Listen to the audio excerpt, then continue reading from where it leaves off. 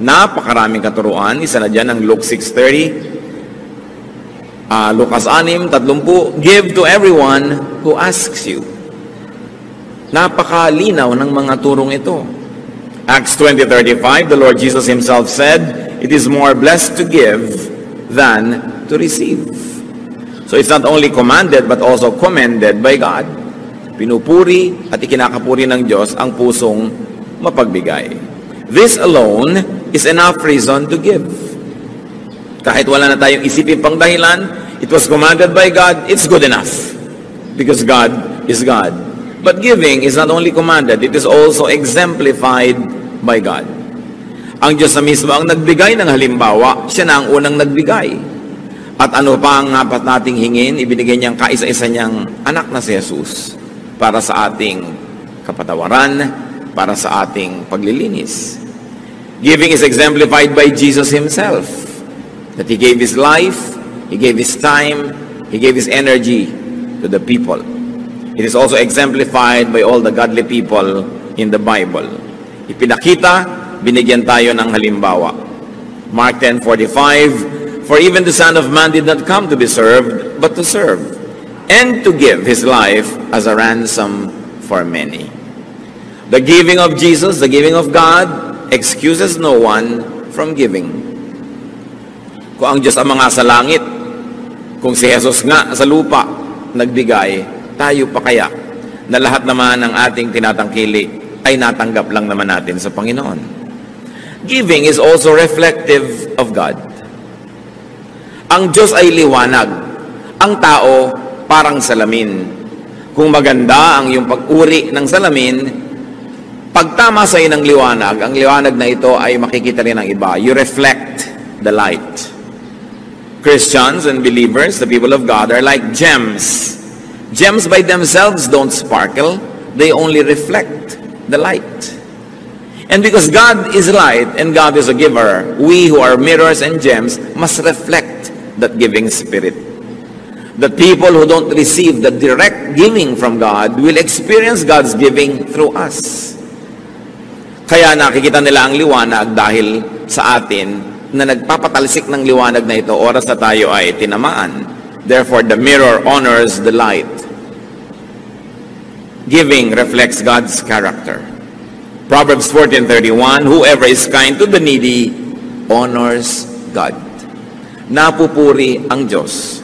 At dapat naman na Diyos ang mapuri. Pag tayo nagbibigay, hindi tayo mismo. Bakit? Sapagkat ang ibinibigay naman natin ay natanggap din natin mula sa Diyos. Hindi naman tayo pinagmumulan. Taga-abot lang tayo. At sa pag-aabot natin, tayo man ay nakikinabang at maraming na ibibigay din sa atin ng Panginoon. Kaya napupuri siya at dapat lang na siya ang mapuri. 2 Corinthians 9:13, because of the service by which you have proved yourselves, men will praise God for the obedience that accompanies your confession of the gospel of Christ, and for your generosity in sharing with them and with everyone else. Kaya napakainam nung palabigay tayo, napupuri ang Diyos. Kung ang damot-damot mo, mapipintasan ng Diyos. Sabihin, ganyan ba Kristiyano? Ganyan ba yung mga born again? Ganyan ba yung mga pa-Bible? Ang damot-damot. Indirectly, napipintasan ang Panginoon. Pero pag kami mga palabigay, sabihin iba, bakit yung mga yan nagbibigay sa mga hindi nila kilala? Mga nasalanta ng bagyo, mga kung ano nagugutom sa kalye. Kasi mga Christian yan, napupuri ang Diyos.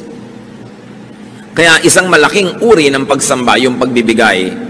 Di ba sa pagsamba, ang isa niyan, major component, praise. Pero pagka meron kang ginagawa araw-araw na palabigay ka sa kapwa at napupuri ang Diyos, pagsamba yun, kasi praise din yun. Hindi lang sa pagkaka-hallelujah, pagtataas ng kamay, pagtugtog, pagsayaw. Sa pang-araw-araw na buhay, we can do praise and worship. When God is praised and worship through our kindness. Giving also blesses the recipient. It spreads goods and goodwill. And beyond that, giving also blesses the giver. Kung merong napagpapala, pag may nagbibigay, unang-una na yung nagbibigay. Kasi kung hindi naman siya nabigyan na una pa, wala naman siyang ipapamigay. Kaya yun lang kakayahan niya na nagbibigay, ibig sabihin, nauna na siya ang tumanggap at siya ang na-bless. Pero hindi lang yun eh. Ang Panginoon kasi hindi ka lang binibigyan para ka makapagbigay. Pag nakapagbigay ka pa, lalo ka pa uling bibigyan. Paikot-ikot, paulit-ulit, walang katapusan yung cycle. Many of the things that God does is cyclical or are cyclical. Pagka ginawa mo ito magiging bunga. Pag nagtanim ka, aani ka. Pag umani ka, marami ka na naman buto, itatanim mo uli. Pag itinanim mo, aani ka na naman, paulit-ulit. At ganun din yun. Binigyan ka ng Panginoon, nagbigay ka, bibigyan ka uli. Makakapagbigay ka tuloy na naman. At dahil nagbigay ka, bibigyan ka uli. But when you enter the cycle of poverty and the cycle of selfishness, magdadamot ka, hindi ka magbibigay, therefore hindi ka bibigyan ng Diyos. Lalo ka ngayong kinapos. At habang kinakapos ka, lalo kang dadamot. Dahil self-preservation yung iniisip mo. Habang dumadamot ka, lalong hindi ka na naman magbibigay. At lalong hindi ka nagbibigay, lalong hindi ka na naman makakatanggap. Palubog ka ng palubog sa ginagawa mong cycle of poverty. Samantalang kung giver ka, pataas ng pataas yung cycle of abundance. Luke 6:38, give and it will be given to you. A good measure, pressed down, shaken together, and running over will be poured into your lap. For with the measure you use, it will be measured to you. Lagi natin itong nadidinig. Siksik, liglig, umaapaw ang ibabalik sa iyo ng Diyos kung ikaw ay mapagbigay. Because giving sets a blessing machinery in motion. Pag nagbigay ka, para ka may pinindot na switch ng pabrika, aandar lahat yung mga parts noon, iikot, aandar. Ang ending, may lalabas na produkto, patungo dun sa bibigyan mo at patungo rin sa iyo at yung naluwalhati ang Diyos. Hindi mo pwedeng pigilin yon. Automatic. Pag may ginawa kang mali, may itinanim ka, aandar yung makinarya, ang lalabas na bunga nun kaparusahan. Kung minsan matagal lang lumabas, akala mo lusot ka na. Pagka naman nagbigay ka, gumawa ka ng mabuti, pinindot mo rin yung automatic switch, aandar din yung makinarya ng Diyos, hindi yung titigil hanggang hindi lumalabas yung produkto. Pagpapala doon sa iyong binigyan, pagpapala sa iyo at kaluwalhatian ng Diyos. Automatic. Kumisan din, matagal lumalik yung gantimpala, akala mo wala na. Tapos sa panahon na gipit ka, nalimutan mo na meron ka palang points, biglang lumalabas yun. Maraming nagpapatotoon yan. Mga hindi nila inaasahan kung saan nagmumula ng mga blessing. Tapos maalala nila, oo nga pala, somewhere in time, ako ay merong ginawang mabuti. At ang Diyos kasi hindi lumilimot sa ginagawang mabuti. Ang Diyos kasi ayaw niyang may utang siya sa tao. Sino naman tayo para magpautang sa Diyos? Papayag ba ang Diyos sa siya may utang sa nilalang lang niya? So oras ay kayo nagbibigay at gumagawa ng mabuti, susuklian niya ng sobra-sobra para at the end of the day, ikaw pa rin ang may utang na loob at hindi siya. Napakasimple ng logic na yon. Hindi papayag ang Diyos na siya itong may utang sa tao. Kaya walang pagbibigay sa kapwa o sa Panginoon ang nakakalugi. Hindi ka papayagan ng Diyos na malugi at mapintasan mo siya. Dahil yan ang kanyang katuruan. Giving pleases God. Therefore, it opens the door to followership to Jesus. Yung mga iba gustong-gustong sumunod kay Jesus. Tulad ng isang mayamang lalaki, sabi niya, anong dapat kong gawin para makasama sa inyo? Matthew 19:21, Jesus answered, if you want to be perfect, go, sell your possessions and give to the poor, and you will have treasure in heaven. Then come, follow me. Ang gusto ni Jesus na kasama, mayayaman.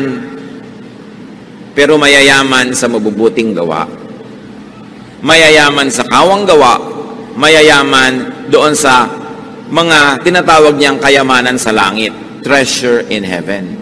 Sabi nitong mayaman, gusto kong sumama sa inyo, ano bang dapat kong gawin? Sabi, pues, ipamigay mo ang iyong kayamanan nang walang maging hadlang sa pagsunod mo. Marami pong tao hindi makakasunod dahil ayaw magpamigay. Pero kitang-kita natin dito, ginawa ni Lord na isang requirement, hindi sa lahat ito ha.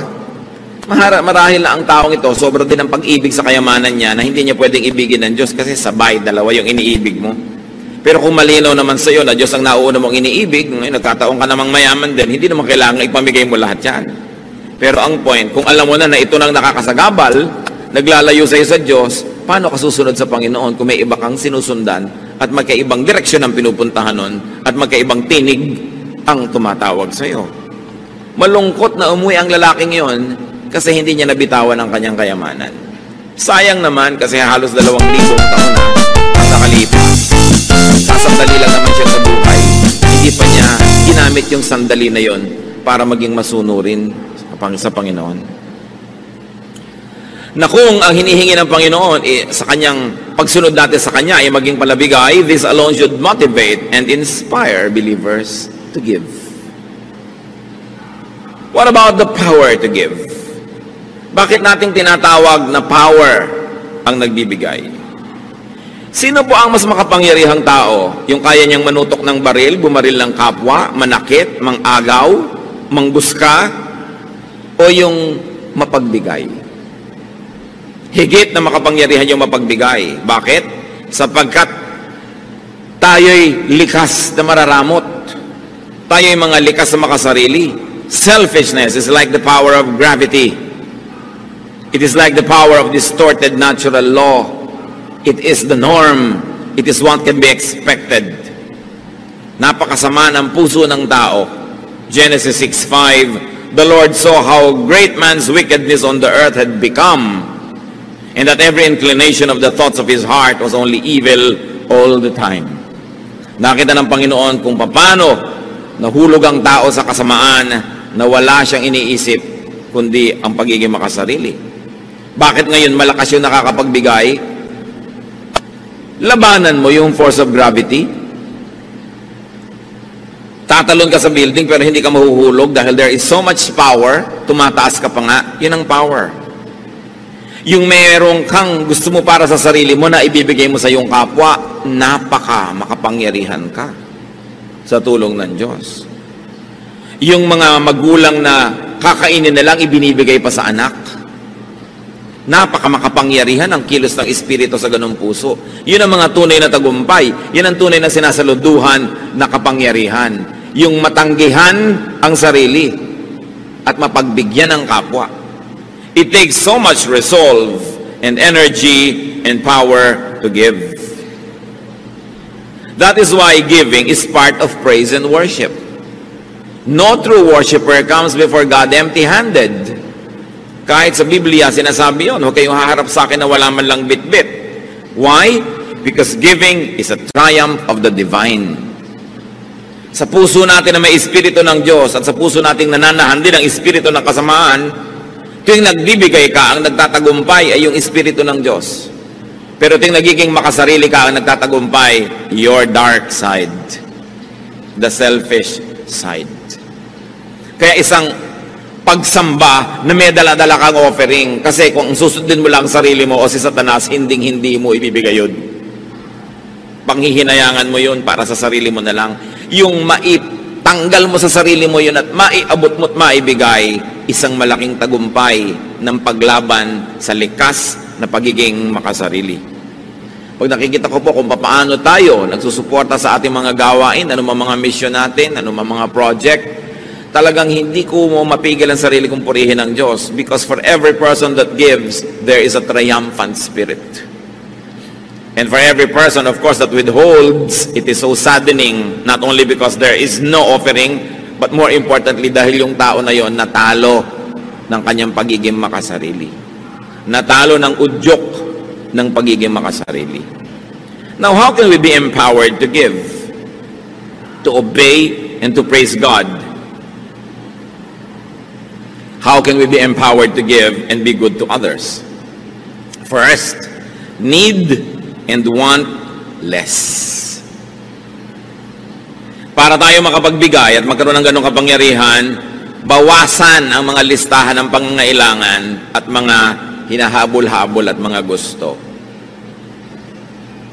Habang dumadami ang gusto natin na maging atin, makamkam, masarili, matamasa, andun lang yon, isa lang ang size ng puso natin. Pag maraming space doon, pinuno natin ang mga needs and wants and desires, lumiliit yung espasyo na natitira sa pagiging mapagbigay. Kaya ang una nating dapat ginagawa upang lumaki ang kapangyarihan natin magbigay, paliitin ang ating mga pagnanasa. Hindi pwedeng sabay na pinapalakihan dahil sila ay magkokompetisyon para sa espasyo. And it takes realization and genuine enlightenment. It takes reflection and a decision to win and be a giver. Laging nagtatalo ang sarili. Sayang naman ito, papakinabangan ko to, may magagawa pa ako dito. Ecclesiastes 5:10, whoever loves money never has money enough. Whoever loves wealth is never satisfied with his income. Pagka umiibig ka sa salapi, kahit gaano karami ang dumating sa'yo, kulang. Kaya makikita mo iba, wow, buti na lang umaasenso ang buhay mo. Kulang pa nga eh, marami pa akong needs. Nakakatamad madinig. Pero pag sabi mo, wow, may bago kayo palang mga gamit, binibless ka lang, oo nga, praise God. Napakasarap pakinggan. Yung iba naman kasi daing ng daing dahil baka mautangan. Kahit ang dami-dami na, wala nga. At may mga kilala po tayo mga kapatid, mag-ingat-ingat kayo sa kasasabi nyo ng wala. Kasasabi ng wala, na wala nga. Because there is power in our spoken word. Yung meron ka na, daing ka pa ng daing, nawawala. Samantalang kahit konti, yung parang ang sarap-sarap mong magsalita na, wow, ang yaman-yaman natin, kahit konti, hindi sa pagyayabang, kundi sa pag-appreciate sa Diyos, dumadami. Subukan nyo. Sinabi nga ng Diyos, let there be light, nagka-light. So pag sinabi mo, ang bata, ang galing-galing niyan, gumagaling. Pero pag sinabi, ang bata niyan, walang kwenta, lagi niya nadidinig, nagiging walang kwenta siya. May kapangyarihan kasi ating salita. Kaya huwag tayong daing ng daing. Lagi nilang gusto kaawaan, lagi nilang gusto makadilihensya. Kaya tuloy ang nangyayari, lalo naghihirap. Yung mga paladaing, nakaka-asenso ba yun? Pahirap din ang pahirap. Wala din namang natutupad dun sa kanilang mga pagsasalitang yan eh. Pero yung palabigay, sabi sa Proverbs 28:27, he who gives to the poor will lack nothing. The Lord will either give you great rewards or the Lord will give you the great spirit of contentment. Therefore, you lack nothing. Paano ba nagiging mayaman ang tao? Una, kung dumami ang sobra-sobra niyang pera o kung kontento siya sa konti niya, daig pa niya mayaman. Yung marunong makontento sa konti, daig niya yung marami pero hindi kontento. Sino ang mahirap? Yung kahit ang dami-dami na naghahangad pa ng mas marami, pobre yun, maralita. Kaya kailangan nakikita natin kung ano ang ginagawa ng Espiritu ng Diyos sa puso ng tao. Pinapayaman tayo. Kung hindi man tayo buhusan ng kutak-kutak na material na mga pagpapala, nagkakaroon tayo ng Espiritong marunong matuwa, maging sa konti. Mayaman ka rin ang feeling mo nun. Either you are rich or you're feeling rich. Sino bang mas masaya sa dalawa? Di ba yung feeling rich? Kahit na hindi naman talaga, pero you feel rich. Nakita niyo yung mga tindera sa palengking nagpapapedicure pa habang nakaupo sa isang sakong kamote. Feeling rich. 30 pesos lang yung pedicure niya, pero donyang-donya siya. May mga bulak pa sa pagitan ng mga daliri, no? Talagang akala mo, napakasaya. Pero kung ang dami mong pera, you are not feeling rich, nagreklamo ka pa rin, pobre ka, kawawa naman. So learn contentment. 1 Timothy 6:6, but godliness with contentment is great gain. For we brought nothing into the world, and we can take nothing out of it. But if we have food and clothing, we will be content with that. Pinanganak ka daw na walang dala, aalis kang walang dala. Ano lang ang pwede mong dalin doon sa kabilang buhay? Yung naideposito mo habang nabubuhay ka dito sa bangko ng paggawa ng mabuti. Yung mga gumagawa ng mabuti, palabigay, nagde-deposit ang withdrawal sa langit. Hindi mo pwedeng dalhin, pero pwede mong i-deposit habang nandito ka, doon na lang ang withdrawal. Pero yung dala-dala mong lahat na matay ka, wala kang madadala. Kasi sinasabi ni Lord, gather for yourselves treasures in heaven, na hindi kayo mananakawan at hindi uuurin o kakalawangin ang inyong mga kayamanan. Sabi ganun, kailangan ganun. Marunong ka mag-deposito doon, marunong ka mag-impok doon sa eternal bank na napaka-importante. How else are we empowered to give? Natural, produce more. Anong ipapamigay mo kung wala ka namang sobra? Meron din naman, kahit kulang, nakakapagbigay pa rin tayo, pero iba na kung sobra-sobra. Ephesians 4:28, he who has been stealing must steal no longer, but must work, doing something useful with his own hands, that he may have something to share with those in need. Sabi, yung dati sa inyong mga tamad, walang ginawa kundi magnakaw lang o manghingi, magdilihensya, tigilan nyo yan, magtrabaho kayo, paasensuhin yung ginagawa nyo, at nang sa ganon, kumita kayo hindi lang ng kailangan nyo, kundi ng higit pa ron, at nang may sobra kayong maipamigay. Yan pala ang magandang ambisyon ng gustong yumaman, para maraming maipamigay. Hindi lang para maraming sarilinin at kamkamin. One of the nicest pleasures in life is to give. Napakasarap nun. At napakasarap na ipagmahal, ipakisama ang pagbibigay. Kaya dapat nating ambisyon na kumita, magtrabaho, maging mabunga para maraming pwedeng ipamigay. Produce surplus for giveaway. And God gives surplus precisely for that reason, so that we can give away. Kung binibigyan kayo ng Diyos ng higit sa inyong pang-araw-araw na pangangailangan, may assignment kayo magbigay. Siyempre, God is God of mathematics, God is God of equation, and God is God of proportion. Alam nga naman nagkamali siya. Binibigyan kayo ng sobra. Nakita nyo noon, nang sila Moses ay nandoon sa disyerto, wala silang makain, umuulan ng mana from heaven. At ang utos ng Diyos, ang kolektahin nyo lang yung kakailangan ninyo sa araw na to. Yung iba sigurista, kumolekta ng pangbukas, inuod yung sobra. Sabi ng Diyos, ba't kayo kumukuha ng sobra? Hindi ba kayo nananalig na bukas nandun uli ako? At bukas magbibigay uli ako? Yung sobra niyong pag-iimpok, isang pagpapatunay na hindi kayo nananalig sa aking pangakong bibigyan ko kayo araw-araw. Kaya nabulok. Ngayon, kung binibigyan ka ng sobra, anong dahilan? Para ka makapagbigay. Hindi para maging makasarili ka lamang. Bagamat hindi man masamang may iniimpok-impok ka, lalo gusto mong mamuhunan, gusto mong may gawin na ganot ganyan, pero hindi lang para sa sarili. Bawat tumatanggap ng sobra, may assignment from God.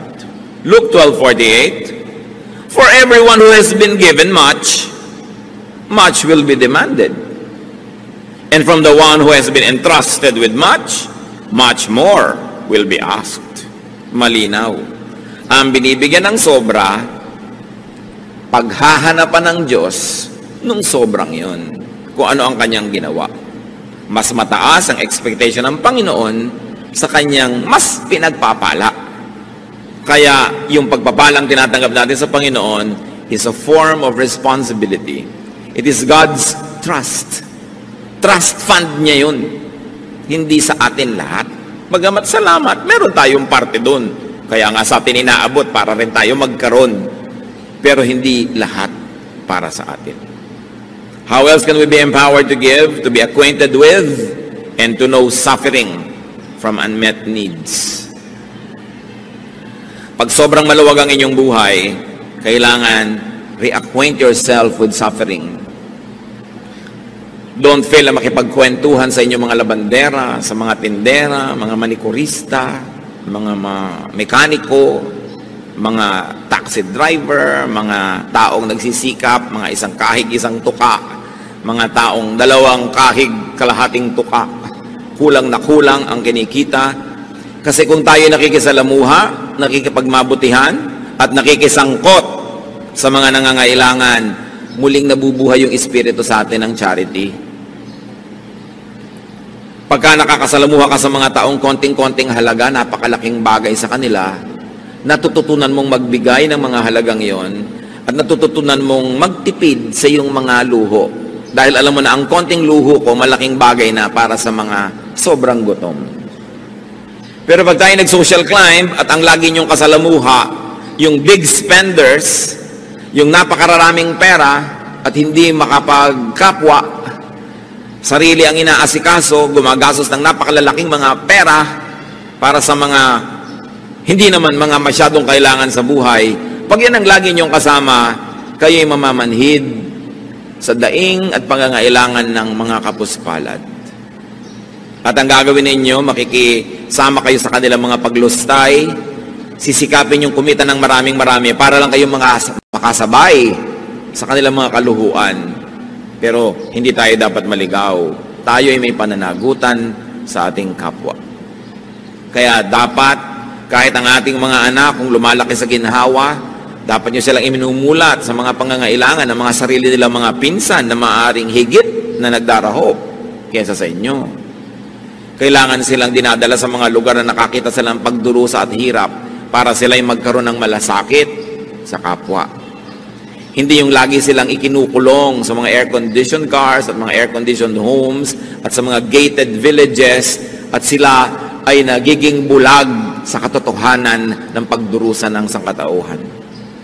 Dapat lagi tayong nagre-reacquaint. Katulad ng Panginoong Yesus, ang anak ng Diyos ay bumaba mula sa ginhawa at luwalhati ng langit para makisalamuha sa mga tao, para maranasan niya ang hirap ng mga tao, at nang sa ganon, hindi lang niya nauunawa sa isip, alam niya sa gawa kung paano makipaglaban sa kasalanan at kahirapan. At dahil ang anak ng Diyos ay nabuhay bilang tao, at dumanas ng lahat ng uri ng tukso na salamat na lang at kanya na pagtagumpayan, ano ang naging bunga? Naging mapagtanggap si Jesus sa mga makasalanan, mapagpatawad, maibigin, mapagbigay, mapagpagaling, sapagkat naramdaman niya ang lahat ng hirap. Siya man ipinanganak doon lang sa pakainan ng hayop, sa kahon na nilalagyan lang ng pagkain ng hayop, sa sabsaban. Siya man ay ipinanganak sa bahay ng hayop, hindi sa bahay ng tao. Siya man ay nabuhay sa isang pamilyang ubod ng hirap, sa isang makalumang bayan, sa isang kawawang nasyon na Israel na inaapi ng mayamang Roma. Alam ni Jesus ang pagdurusa, kaya marunong siya magbigay. Kaya ang ating mga kapwa na nanggaling sa hirap, tapos yumaman, dapat lumingon. Hindi yung tatalikuran mo na ng todo ang yung paghihirap, at ang mga kilala mong mahihirap at pipilitin mo na ngayong makibarkada na lang sa mga mayayamang tulad mo rin naman ay galing din sa pusali at pare-pareho kayo nagpapanggap at nagbubulag-bulagan sa mga pangangailangan ng iba. Dapat ngayon ang galing sa hirap ang mas mabuti sa mahirap. Kaya ito naman ang ginagawang pang-uutos sa atin ng mga politiko, lahat galing sa hirap, no? Pero makikita ba natin talaga sa mga ginagawa nila ang malasakit sa mga mahihirap, liban na lang kung oras ng eleksyon? Pero ang totoo nun, meron silang pinefake. Kasi ang katotohanan, pag galing ka sa mahirap, you're qualified and you're empowered. At yung galing talaga sa mayaman, kahit naman siguro pa paano, may kamag-anak ka rin mahirap, alam mo rin kung paano maging mahirap. Dapat huwag tayo maging bingi. Ang Panginoon sa Hebrews 2:18 dinescribe, because He Himself suffered when He was tempted, He is able to help those who are being tempted. Dahil siya nakaranas ng mga panunukso, mabait siya sa mga nagkakasala at sa mga natutumba at nabubuwag. Dahil siya lang naman tong nanatiling nakatayo kahit natukso. Siya lang tong nanatiling walang kasalanan, lahat naapektuhan, lahat tinatamaan at nasasaktan at nagdurugo at nalulugmok at nadarapa. Ang naging epekto kay Jesus, ang pakikitungo niya sa mga makasalanang tao, naging mapagpatawad siya at mapalakop-kop sa makasalanan. Hindi naging righteous. Ngayon, kung lagi ka lang nasa seminaryo, nasa loob ng simbahan o opisina ng simbahan, nasa mga toreng-garing at mga tore ni David na ang tataas, relihiyosong-relihiyoso ka, ano nagiging bunga? Lalo ka ngayong mapaghusga, lalo ka mapagmataas at hindi ka makapagpasensya sa nagkakamali. Hindi yan ang example ni Jesus. Ang example niya, naunawa niya na mahirap magpakabanal, maging yung babaeng babatuhin dahil nahuli na sa akto ng pangangalo niya, sinanggahan pa niya. Pero sabi niya, sin no more. Naintindihan niya. Kaya tayo namang aral ng salita ng Diyos, ang dapat nagiging bunga, naiintindihan natin yung kinakapos, hindi hinuhusgahan natin sila. Christians are a very peculiar people. We kill our wounded. Mabuti pa kumisan yung mga rebelde, yung mga kasama nilang nababaril, binubuhat. Tayo, pag may Kristiyanong nabaril ng kaaway at nasugatan, niyuyurakan, pinagchichismisan, pinagpipiestahan. We kill our wounded. This is not the example of Jesus. The example is to be acquainted with suffering and weakness so that we can help those who suffer and those who are weak. Kaya kailangan maging matulungin. Pero hindi yan lahat eh. Kumisan ang nananaig lang sa atin yung ating dark side, but we have a bright side. Genesis 1:27, God created man in His own image. Merong bahagi ang Diyos na nabubuhay sa bawat puso ng bawat nilalang. We can be godly. We can be giving. If only we will allow that godly side to triumph. That's why giving by itself is the triumph of the godly side over the dark side. How else are we empowered to give? Know and understand yourself. Understand your position in God's economy. Sino ka ba talaga? Anong papel mo dito sa mundong nilikha ng Diyos? At ang lahat ng taong malinaw ang pag-iisip, we will realize that you are just a recipient of God's kindness. You are just a recipient of God's grace. Therefore, you are to be a channel of that same kindness and grace. Tumatanggap lang tayo. Kumisan sa tagal mo at dami ng tinanggap, nakakalimutan na natin yun. Akala natin tayo na nga yung hero, tayo na nga yung great. Pero tayo tumatanggap lang. At dahil doon, meron tayong pananagutan sa nagbibigay. Luke 14:13-14. But when you give a banquet, invite the poor, the crippled, the lame, the blind, and you will be blessed. Although they cannot repay you, you will be repaid at the resurrection of the righteous. Sasabihin ng mga tao, Pastor, yung po ba mga Christian nagdedebu? Yung po ba mga Christian naghahandaan? Yung po ba mga Christian nagpa-party? I say, yes, lalong dapat. Kasi mga anak tayo ng Diyos, dapat natin ipagdiwang ang Diyos. Pero may pagkakaiba. Ang Kristiyano nagpa-party, nagluluto at naglalaan ng isang bahagi ng kanyang handa, ipinapakain niya sa mga kapuspalad na nandun sa mga lansangan. Ang mga Kristiyano at anak ng Diyos na naghahandaan, nagsasaya, laging may bahagi para ipamigay. Kasi mahirap naman yatang sundin yung hindi nyo kilalang lahat ng sinasabing poor, crippled, lame, blind, nasa party nyo, di ba? Kahit gaano kayo kabanal, hindi naman siguro kayo sobrang mag-e-enjoy, ang daming hindi nyo kakilala. So anong gagawin nyo? Ipadala nyo yung dapat nyo ipakain kung saan man sila naroon.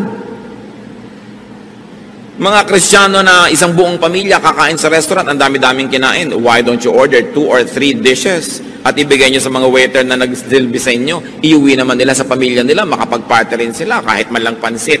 Yun ang pinagkaiba. Ang mga Kristiyano kasi, may pagkakaiba, bagamat pare-pareho tayo ng ginagawa, meron ka laging kaibahan. At ano yun? Ika'y palabigay. Kahit pa nga, hindi naman sobra. Sabi ni Job 1:21, naked I came from my mother's womb, naked I will depart. So don't take it all, and don't hold on too tightly. Huwag masyadong mahigpit ang hawak. Ang totoo niyan, dahil tayo makasalanan, we don't really deserve all the good we receive. We don't really deserve all the good we desire.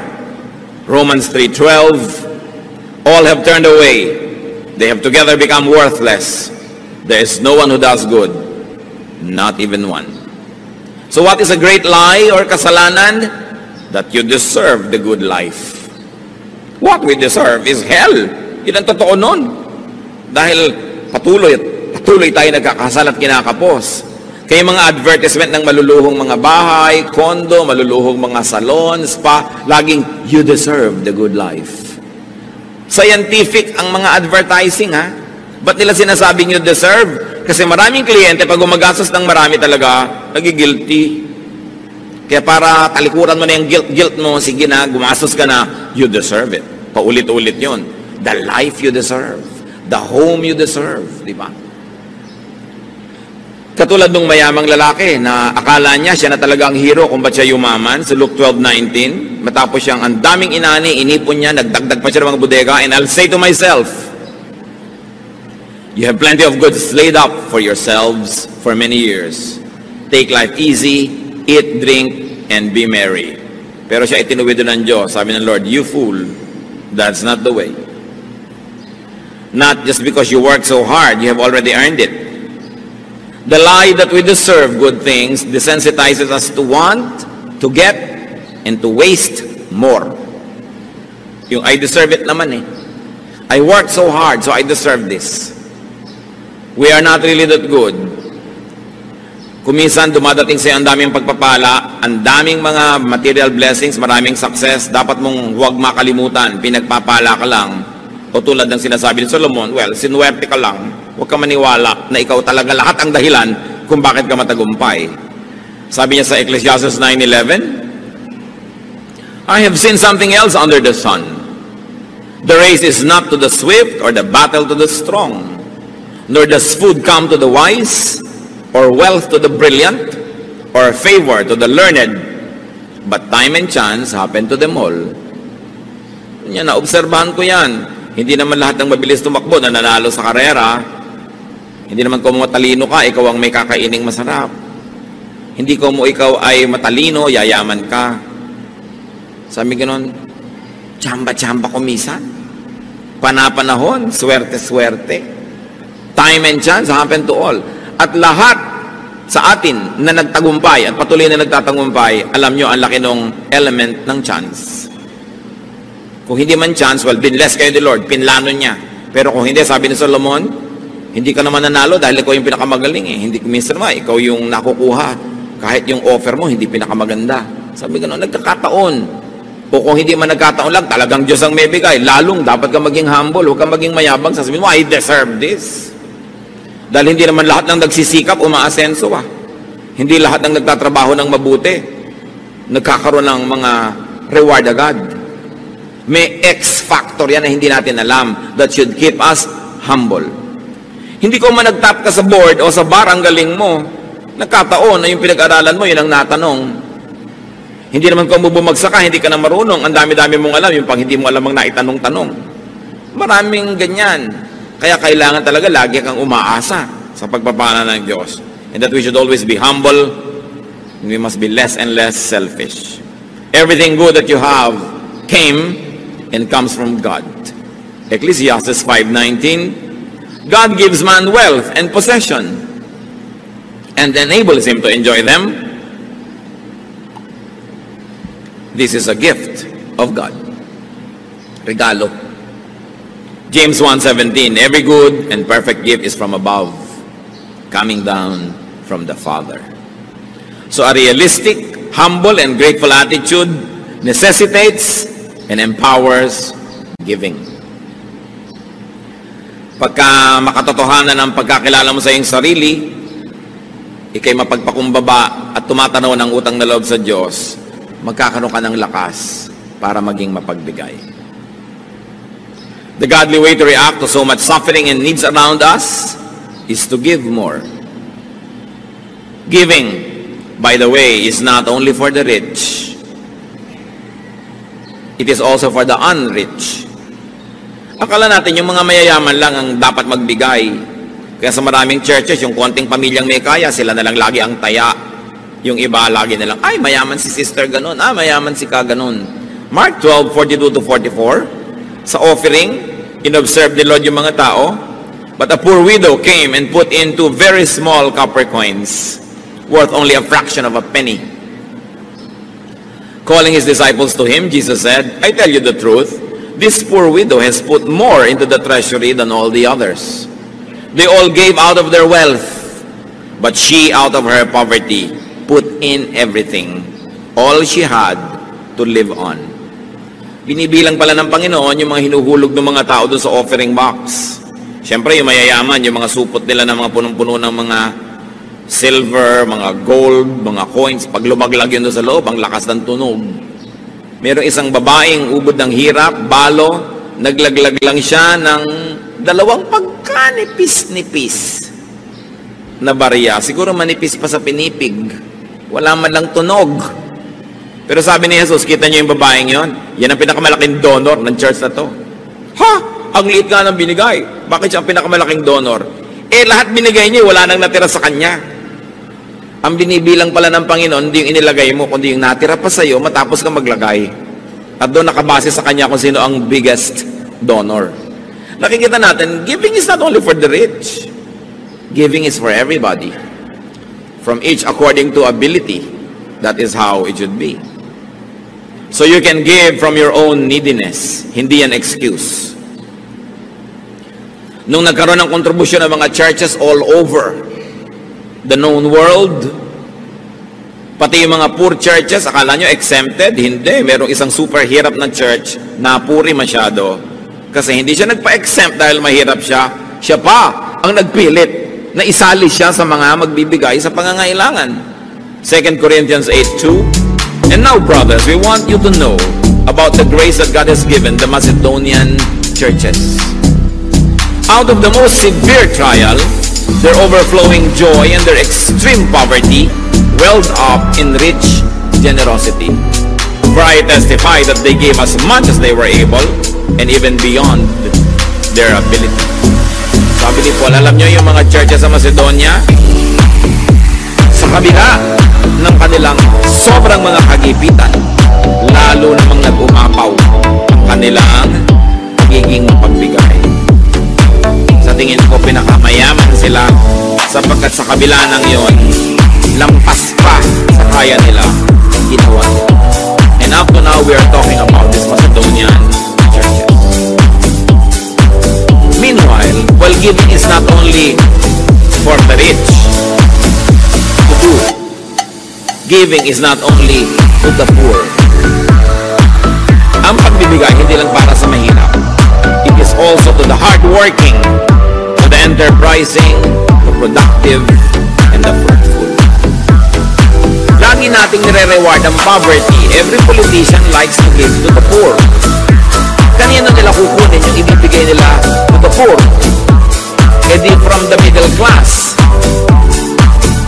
Ang bigat naman ng bayan na ito, pasan-pasan ang napakakonting middle class dahil sobrang mayayaman. Yun nga ang mga lumulusob sa mga bangko ng gobyerno at kumuutang ng mga pera ng bayan. Yung mayayaman nga ang napakagagaling magpalusot sa pagbabayad ng buwis. Yung maliliit nga manggagawa, kinikita palang buwan-buwan, binabawas na ang kanilang taxes, withheld. Yung mayayaman, at the end of the year pa yan sisingilin, ang gagaling ng mga abogado, yan ang nagpapalusot pa, samantalang sila itong umuutang at namumuhunan galing sa pera ng bayan. Kasi sila itong may mga koneksyon. Anak nila ang mga congressman, pinsan nila ang mga senator, sila ang lumulusok sa kayamanan ng bayan at gumagamit ito. Pero sila ang number 1 tax evaders. Daig nila mahihirap sa tax evasion. Promise. Kaya nga ang yayaman eh. Diba? Pero, kaya tayo naman laging give to the poor, give to the poor. You give to the poor, yes. But don't forget to give to the deserving. Ang gobyerno lagi ang policy, bigyan ng mahihirap. Anong ibinibigay sa middle class na nagsisikap magtrabaho? Anong ibinibigay sa mga taxpayers? Nasaan ang mga pinupuntahan ng mga buwis na ibinabayad ng taxpayer? May konti kang lupa, nagbabayad ka ng realty tax at kung ano-ano, titira ng squatter, ibibigay sa squatter yung lote mo, ikaw pa magbabayad para siya umalis. This is unjust. You don't give only to the poor, you give to those who work hard. You reward good labor. So, ang policy ng Panginoon, hindi yung always give to the poor pero tamad. Alam nyo yung may binigyan yung Diyos na binigay sa example ng isang parable. Pinuhunan na ng 10, pinuhunan ng 5 at saka 1. Yung 10, pagbalik nung nagbigay ng puhunan, naging 20. Sabi ba, sa'yo na yan, ang galing mo.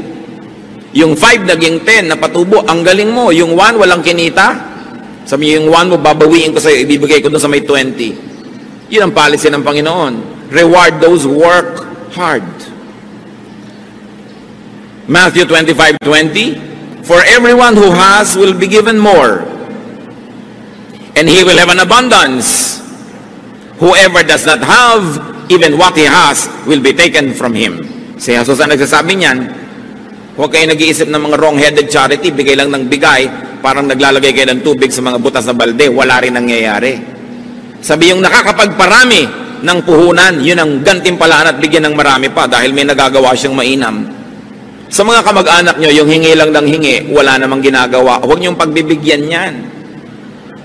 Hindi naman nagtatrabaho, panay panghingi ng pang-load. Wala nang ang trabaho, ang arte-arte pa ng cellphone, may folding bed sa loob.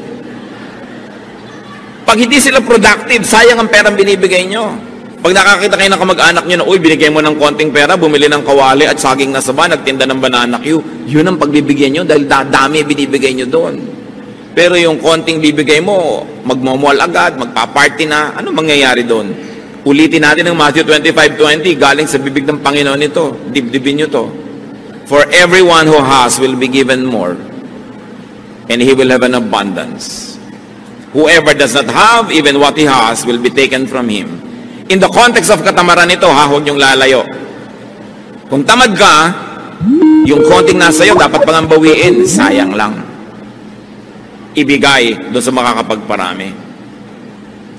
The blessing of abundance is empowerment to give.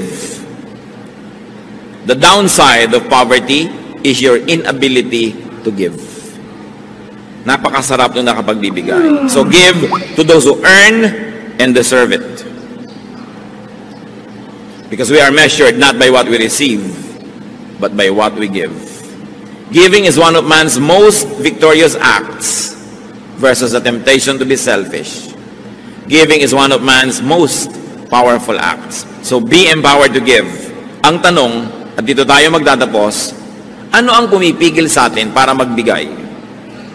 At kung nagbibigay naman tayo, ano ang pumipigil sa atin para magbigay ng lubos? Lalong-lalot kung pinagpapala naman tayo ng Panginoon. Mga magulang, nagbibigay ba tayo ng lubos sa ating mga anak? Mga anak, nagbibigay ba tayo ng lubos sa ating mga magulang? Mga magkakapatid? Mga employers, nagbibigay ba kayo ng tama, lubos sa inyong mga empleyado? Mga empleyado, nagbibigay ba kayo ng tama sa inyong mga amo? Na kayo matapat, nagtatrabaho ng mahusay? Ang pagbibigay ay utos ng Diyos, halimbawa ng Diyos at ng Panginoon, at ipinangako niyang pinagpapala niya ang nagbibigay. Aming Ama sa langit, kayo na nagbibigay ng buhay sa amin at lahat ng aming pangangailangan, ituro niyo sa amin, Lord, the power of generosity, and when you give us, so that we can give to others, may we not fail you, may we be victorious and triumphant because of your Spirit that resides in us. Turuan mo kami na tanggihan ang aming pagiging makasarili, aming pagiging makasarili, aming pagiging makasarili, aming pagiging makasarili, aming pagiging makasarili, aming pagiging